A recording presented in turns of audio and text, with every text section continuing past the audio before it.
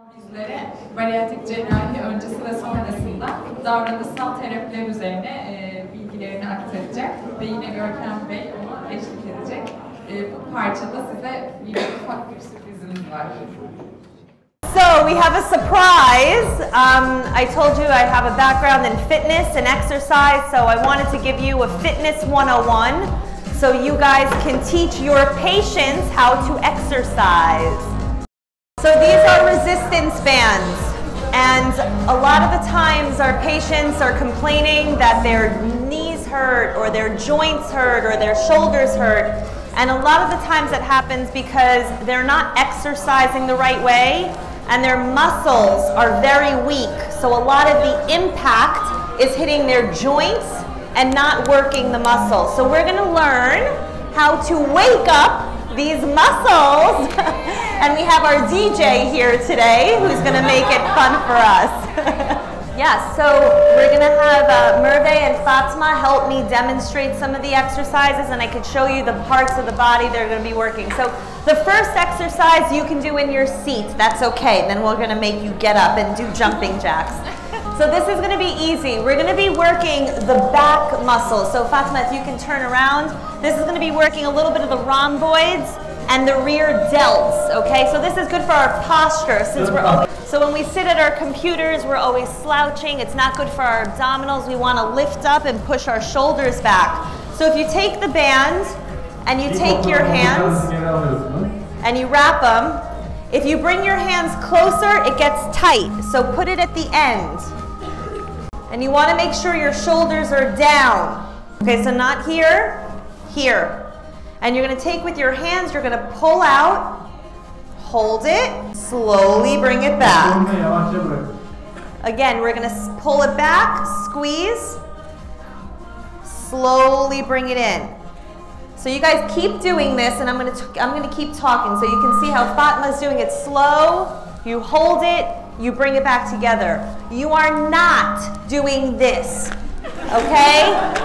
We're not, that is why the joints, that's why our patients complain a lot of times because they're rushing through the exercises and it only strains the muscle. So we want to do slow and controlled movements, okay? Okay, and remember, if you start to see your shoulders going up, press them back down. And we're not down here, we're right in front of the chest. Does everybody feel this? Yeah, you're feeling your muscles waking up? Okay, very good. And if you even hold it, so if your patient says, I have problems, this hurts, you just tell them to do an isometric exercise. So you just hold it here.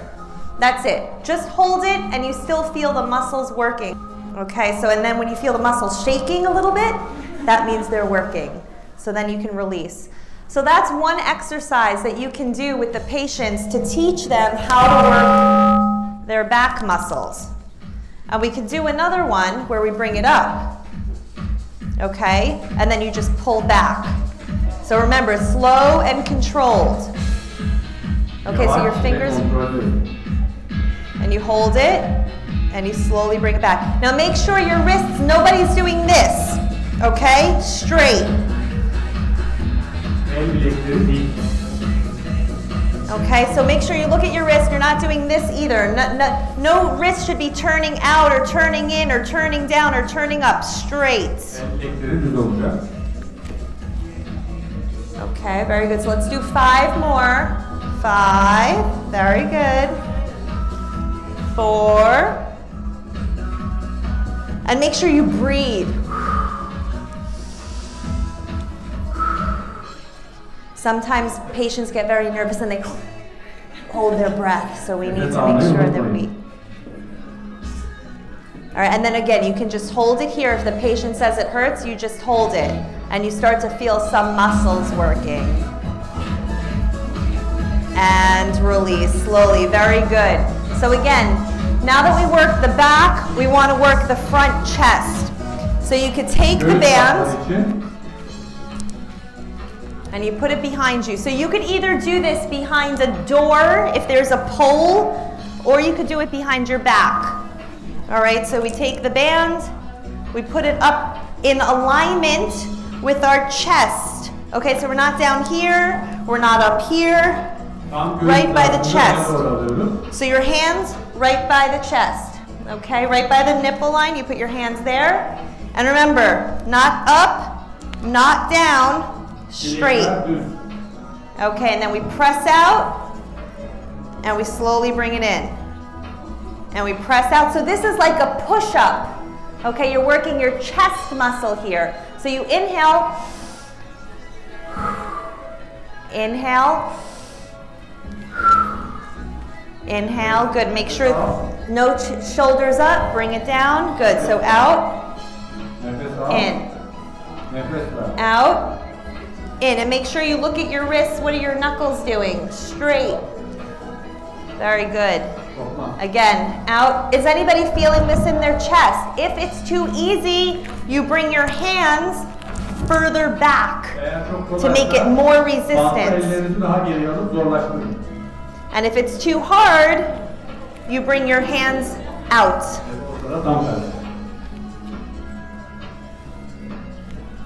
And then if you want to rotate, you bring it out and you do flies. So here you're squeezing the muscle. So for me, it's a little easy. I'm going to bring my hands here, close, open, close, open. So this is the opposite of the other exercise that we were doing. And you could do the same thing. If you don't have the bands, you guys keep going. If you hold straight arms, okay, you can hold dumbbells. Okay, and you can do this lying on your back on the floor, closing and opening. Aynı şeyi dumbbell'larda yerde sırt üstü yatarken de yapabilirsiniz eğer bu esnek bandınız yoksa. Okay, the next exercise, you might need to stand up for this. Lütfen ayağa kalkalım. And we're going to work the bicep muscle, so this muscle right here in the arm. And you take one foot and you hold the band by your side. All right, and this might be a little hard because the bands are a little short. So you might need to hold the end. Okay. And then you slowly curl up. Slowly let it down. Again, curl up. So remember, it's not here. Okay, thumbs up. Thumbs up to the ceiling. Curl up. Very good. Slowly bring it down. Thumbs up. Slowly bring it down. Very good. Thumbs up. And no swaying. It's not this. Okay, this is not for your biceps. It's curl. Hold. Slowly bring it down. Everybody feeling their muscles working? It's shaking a little bit? That means they're alive. Again, exhale, so you breathe out. Breathe in. Breathe in. It's very important that you get oxygen to the brain. Okay, and then you could also always do, if you wanted, one arm at a time. But remember, we're not going up and down. Not this. Okay, this is, again, you can, this is not, we want to do everything in slow, controlled movements. Okay, and then to make it even more challenging, you could pulse, small little curls. Okay? So that's the front of the arm. We call that the bicep. Next, we're going to work the triceps. So when people say, oh, I have that extra skin and I have to get rid of it, this is the tricep. It's the longest muscle in your arm. It has 3 heads. So, we're going to step on the band again. We're going to lift our arm overhead. Thumb down. So thumb down. From the pinky, press up, slowly bring it down.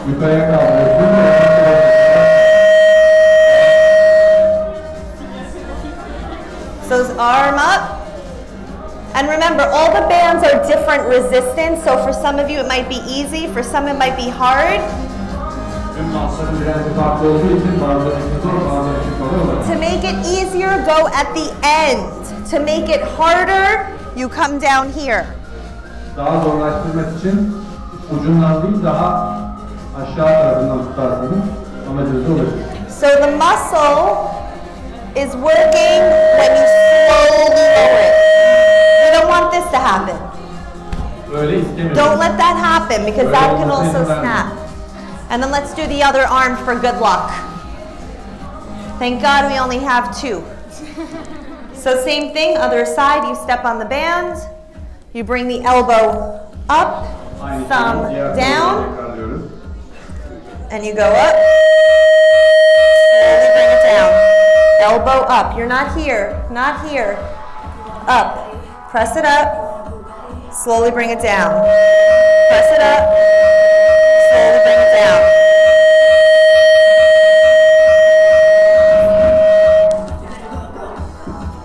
Up, slowly bring it down. 3 more. 2 more. 1 more. And then again, you could pulse.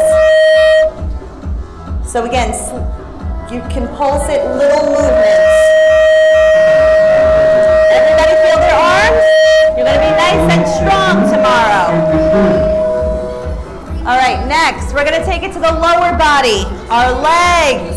All right, so we're going to take the band. We're going to step. This is going to take 2. Oh, if I could do this with heels. All right. So both feet, hands up to the hips. We're going to work the side of our legs. So we're going to step. So what? Make sure you have some room to the side. He's going to step 1 together. Step together. Step together. Step together. And then you go to the other side. So we're going to step together. Step together. Is everybody feeling this on the side of their legs? Yeah. Step. The bigger the step, the more work you do. So take a big step. So it's not like this, no little steps. Big. And don't sway. Just robotic. Yes, very robotic, okay? And a little bend in the knees.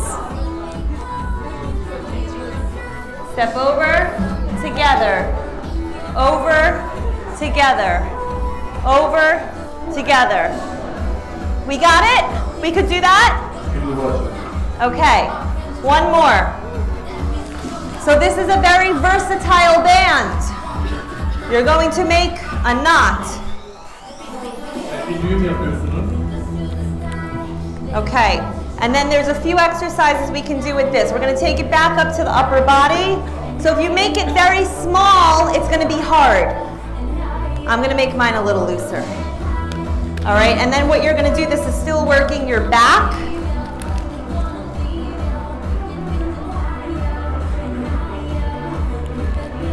And the reason why this is so good, it's very safe for our patients. It's a closed chamber, so they can't injure themselves as easily. So from here, out, in, out, in, out, in, out, in. So that's similar to what we did before. And then you can also flip the hands. So forward, so they could be up, they could be down, they could be open and supine. And that's all hitting different parts of our muscles in the shoulders. Okay, next we're taking it back to the lower body. So you're going to step into this. Okay. I have half an hour left? Okay. All right. So what you want to do here, it's important. We're going to hold on to something. So if you have a chair in front of you, you're going to lift up and down. Up and down. Up. And you could do this also on the floor, okay? So if you want, you could lie on the side. But I know we're all dressed very fancy here today. We're going to just Kick it out, but make sure you're holding on to something, because if you're leaning this way, it's not going to work, okay? Straight, press it out, bring it, and then there's different angles you can hit to hit the glute muscle, so you can go backwards also. Kick it back. So if you have nobody in back of you, just try and wake up the other muscles. You can go to the side, you can go diagonal, and you can go straight back. Okay, and then you can switch to the other leg. Side, straight back, or diagonal. I was so strong, I opened it. Okay, so these are a few different exercises that you can show your patients. Oh, and I have one more for good luck. We're gonna do shoulders. What you can do here, if you want to do one arm at a time, again, there's so many different things that you guys can do with this. Very cheap, very easy to take around. If they're going on vacation, they could keep it in their office at their desk. So for the shoulder, again, what we want to do is just lift straight up and slowly bring it down. Lift straight up, slowly bring it down. And yeah, be careful it doesn't snap you in the face. So remember, thumbs up, slowly bring it up. And you don't have to come up here. Higher doesn't mean better. You want to keep it 90-degree angle with the floor. Because even this, you're feeling? And then you slowly bring it down. And you can do the same thing on the other arm. We're going to step on the band. We're going to slowly bring it up. And you could even bring it to the side, so diagonal. Okay, but remember, straight arms. So nobody should be, no bending. No bending. Good, to the side. And you could even bring it laterally to the side. And these are all very different. There's a lot of different exercises you can do with these bands. A lot of the times I tell my patients, go and buy this band. Like if I don't have time, we're very food focused. But you know, you can tell them, work with your physical therapist, work with your physiatrist, buy the band, and try to YouTube. I always tell them, go to YouTube and look up videos. Just type in resistance band exercises, and there's hundreds of exercises that come up that they can use these for. And you'll notice, I don't know about you, I'm out of breath. If you do this back to back, so you do the arms this way and the arms that way and the arms that way, and then you go to the bicep curl, and then you go to the tricep extension. Even though I'm not doing jumping jacks, or I'm not running, or I'm not doing cardiovascular activity, this becomes a cardiovascular workout because you're not taking breaks. As dietitians, we're not prescribing an exercise, but you can easily show them in your office. Keep this in your office. Show them what to do in the office.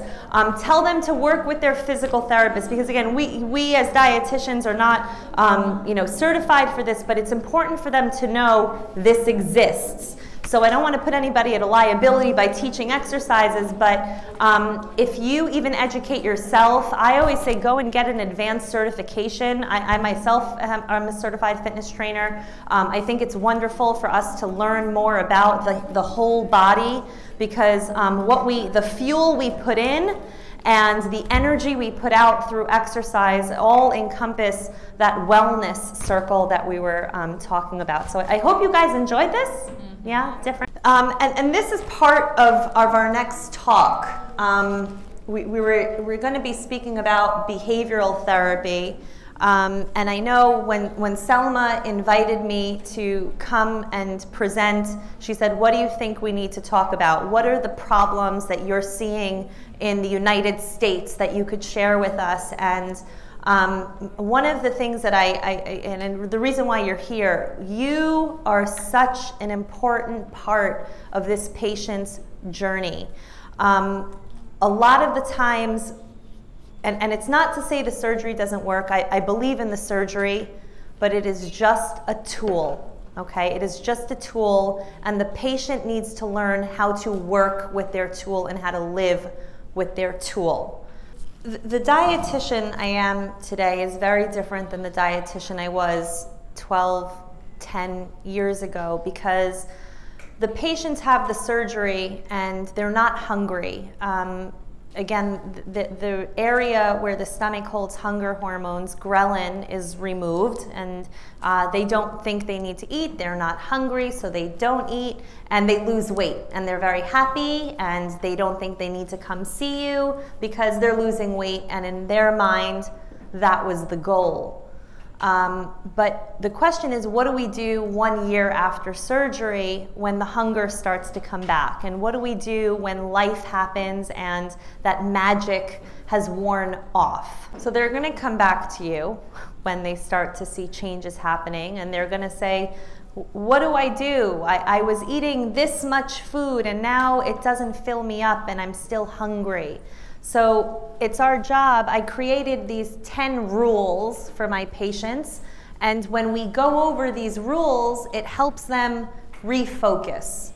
So commandment number 1, my rule number 1, and I have this, it's a poster. I put it in my office, and I also give it to the patients, and this is when they come back, and I say, number 1, question number 1, are you reading food labels? Because most of the times, the patients only read the labels when they're trying to lose weight. But what we're here is we're trying to have them read a food label always.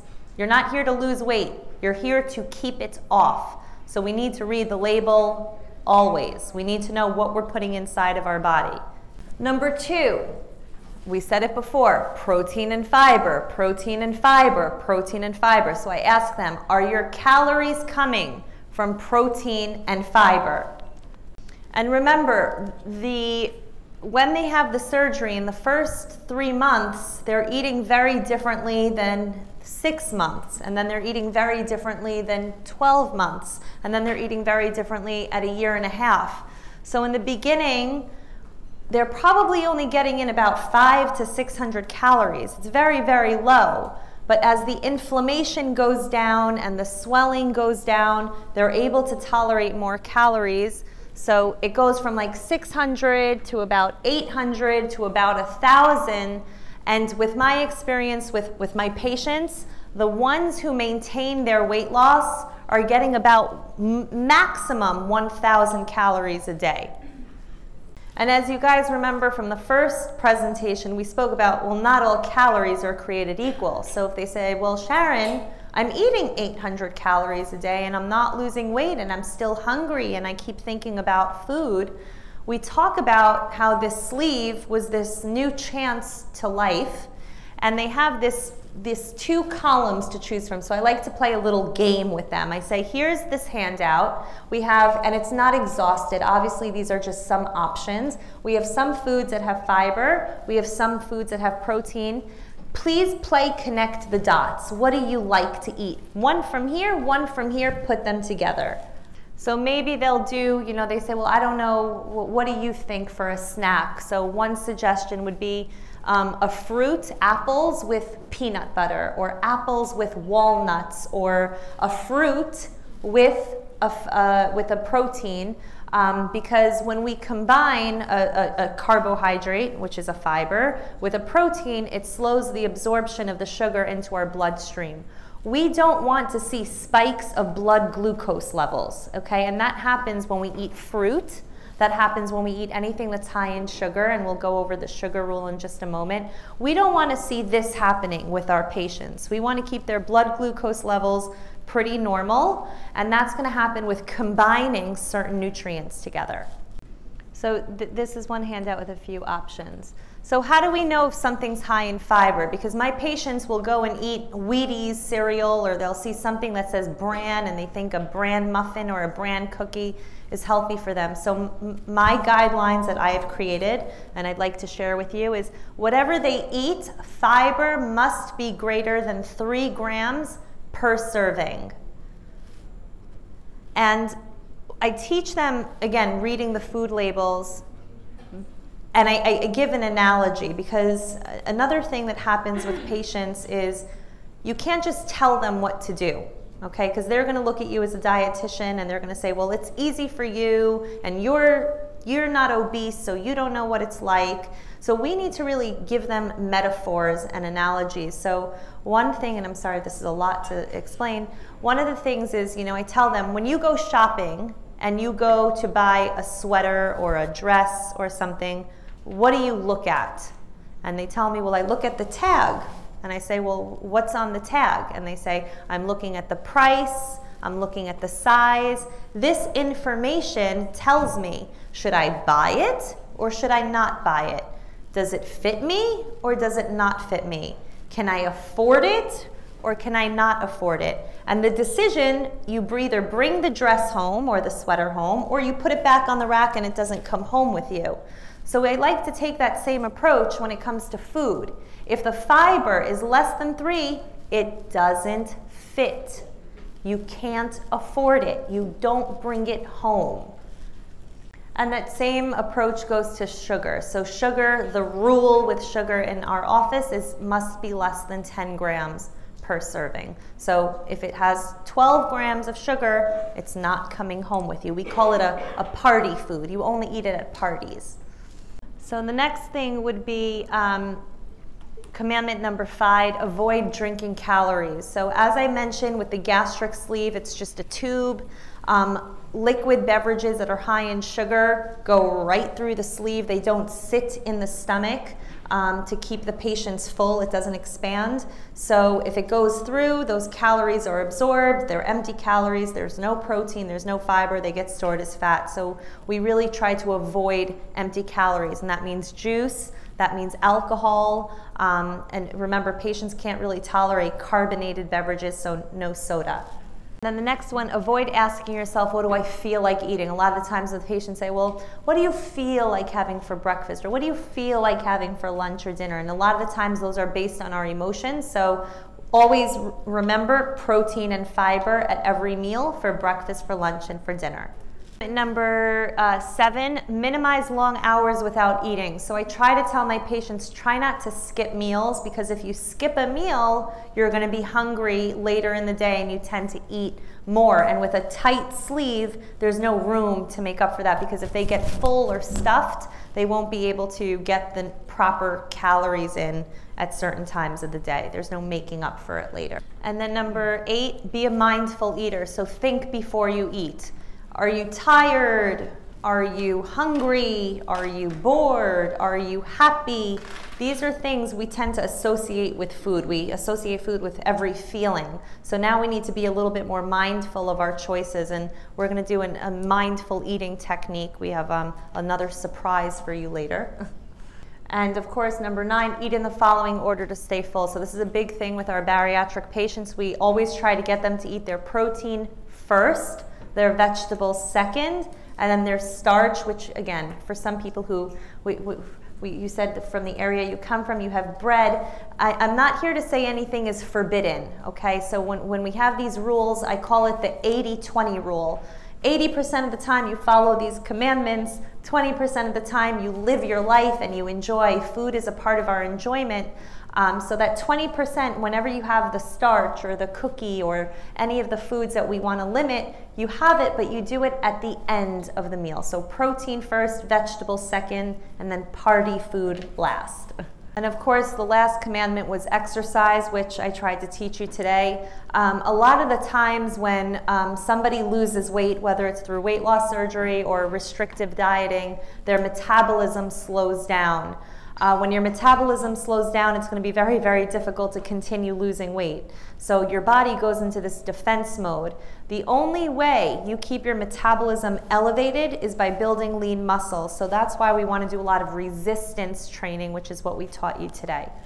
So once we go through the 10 commandments of eating and they understand a little bit more what they should do and what they need to improve on, I try to give them some accountability, give them more responsibility. So For some patients, I may say, you know, why don't you start taking pictures? Everybody has a phone now. Everybody has a camera. So they could tell me what they're eating, but it may not be the same as what I'm interpreting. So when I get to see a photo of what they eat, they take a photo and they email it to me or they WhatsApp me, whatever way you feel comfortable, you get a better idea of what they're doing. So photos can be a good way for the patients to communicate that to you. And sometimes when the patient regains weight or they lost touch with you, they might feel ashamed to come back. They might feel very embarrassed and uncomfortable to sit with you because they just think that they failed. And you know, we could be very, very nice, but they are going to interpret us the way they want to. I always say, you know what, you don't have to come and see me, but we have support groups. Come to a support group. Speak to another patient. Talk to them. What was their experience when they regained the weight? What are you guys going through so you can share your stories together? In the digital era that we live in, you know, if they can't come to the office, I work in New York City. I hope all of you come and visit one day. It's a hub. Everybody lives far away. They don't live down the street, so they may not be able to make it to the support group. So I have a private Facebook group online. So we have an online support group so the patients can share information. I upload articles. We share little videos, and then the patients also communicate with each other in this closed private group, because some patients don't share their weight loss surgery with family members and their Facebook friends, so we keep it a private group. Some other little tips to review with them if we start to see some weight regain or they're having some trouble or just need a refresher. Number one, are they still emotional eating? Okay, is there something else going on in their life? Did they go through a new job? Something that changed in their relationship? Did they move to a new place? So what's going on in their life? And if I can't help them, then I may refer them to a psychologist or a social worker to go over the emotional part.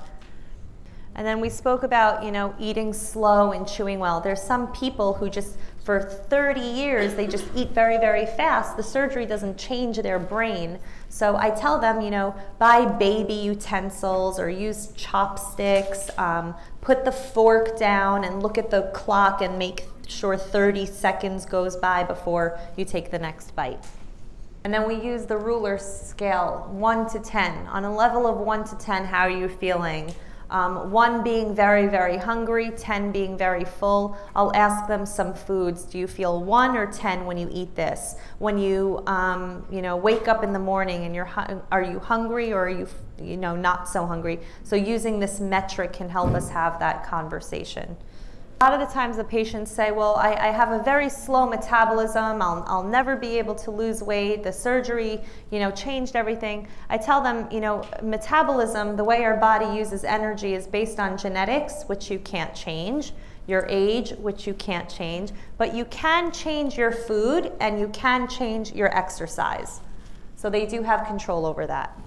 One thing I wanted to throw out there, which was very interesting, as I mentioned, and I could say it 100 times, but there is research out there. Hall did a study in 2011 that shows for every pound of weight that is lost, the body needs 10 calories less. So when they're large body size, they need more calories, but as they lose weight, they need very little to maintain that. To go back to the exercise, I'm a huge proponent of exercise. It's not to lose weight, it's to reduce stress, it's to improve your vitality, it makes you feel good, it reduces your blood pressure, your cholesterol, everything that makes you feel good happens from moving. And if the patient says, but I am exercising and I'm still not losing weight, a few things to keep in mind is maybe they're exercising and they think because they exercise they can go and eat more. But if you want to be in a caloric deficit, if you want to be losing weight, you need to be eating less calories and burning it off. So you need to really look at how much are they eating when they exercise. A lot of people, they go to the gym and then they go out for frozen yogurt. I see that a lot of the times. So it's okay to eat the frozen yogurt, but if the goal is weight loss, okay, we need to be in caloric deficit. And if they say, well, every time I exercise, I'm hungrier and I want to eat more, it probably means they're not eating at the right times in the day. So meal timing is very important. And maybe they're eating too many carbohydrates or doing too much cardiovascular exercise. So too much cardiovascular exercise and not enough weight training will increase your appetite. I showed you today was just a few exercises. If you look them up, there's so many different parts of the body that you can use the resistance bands on, so I hope that comes to good use. And my take-home message, okay, if there's anything I want you to learn from surgery, losing weight is not the same as gaining your health. So when a patient comes to me and says, well, Sharon, don't I look great? I don't even tell them that they look great anymore. I ask them, how do you feel? Because if they're still unhappy and they miss the food they used to eat before, or they're nutrient deficient or malnourished because they're not eating at all, being skinny is not the same as being healthy. Thank you, and that's it. Çok teşekkür ediyorum.